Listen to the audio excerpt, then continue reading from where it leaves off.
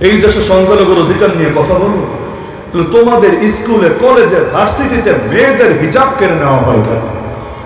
আমাদের বোন মুস্কানকে আটকে ফেলা হয়েছিল জয় শ্রীরাম স্লোগান দিয়ে দিয়ে। হিজাব পরে নেকাবো না, হিজাব পরে ঢুকতে পারবা না তুমি শিক্ষাঙ্গনে, তোমাকে হিজাব খুলতে হবেই হবে। আল্লাহ তাকে সাহস দিয়েছেন, হিম্মত দিয়েছেন। এতগুলো হিন্দুত্ববাদী নরপাষণ্ডের সামনে দাঁড়িয়ে প্রকাশ্যে তাকবীর দিয়েছে। কারণ ভাইয়েরা যখন চুপ হয়ে যায়, বোনদেরই তখন কাজে দায়িত্ব তুলে নিতে হয়। প্রকাশ্যে এতগুলো হিন্দুর সামনে, যদিও জানে না তার পরিণতি কি হবে, প্রকাশ্যে বলেছে আল্লাহু আকবার, আল্লাহু আকবার, আল্লাহু আকবার। কারণ তুমি শুধু জয় শ্রীরামের স্লোগান দিবা, রামের নামে স্লোগান দিবা, আর আমার ধর্মীয় অধিকার কেড়ে নিবা, হতে পারে না। আল্লাহু আকবার, আল্লাহ বড়, আল্লাহর জন্য সপেছিয়ে যান।